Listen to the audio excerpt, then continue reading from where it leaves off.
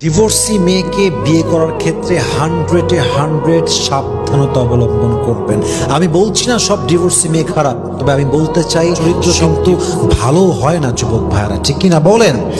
কিছু কিছু ডিভোর্সি মেয়ের গায়ে এত কলঙ্কের দাগ থাকে, জাস্ট ডিভোর্সের কলঙ্ক চাইতে আরো জঘন্য অবৈধ কলঙ্কের দাগ থাকে, যে কলঙ্ক এরা লুকিয়ে চলে।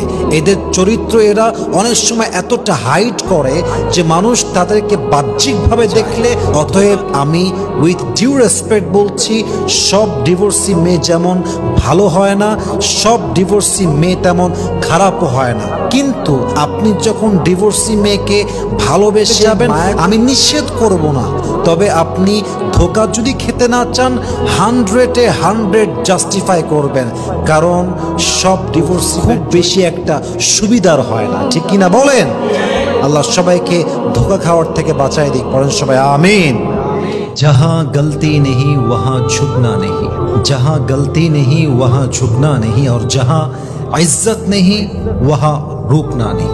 এই বাক্যটা জীবনের সঙ্গে একদম লিখে নেবেন যে যেখানে আমার ভুল নয়, অন্যায়ের সামনে আমি আমার মাথাকে নত করতে পারবো না, এবং যেখানে আমার সম্মান নাই as a Muslim, as a মুমিন, একজন আল্লাহর উপরে বিশ্বাসকারী বান্দা হিসেবে যেখানে আমার আত্মসম্মান নষ্ট হচ্ছে, যেখানে আমার সম্মান নেই, সেখানে আমি একটা মুহূর্তের জন্য থামতে পারি না, ঠিক কিনা বলেন? এই জন্য মাথায় রাখবেন, जहाँ गलती नहीं वहाँ झुकना नहीं, और जहाँ इज्जत नहीं वहाँ रोकना नहीं। আল্লাহ আমাদের সবাইকে বোঝার তৌফিক দান করুন, পড়েন সবাই আমিন।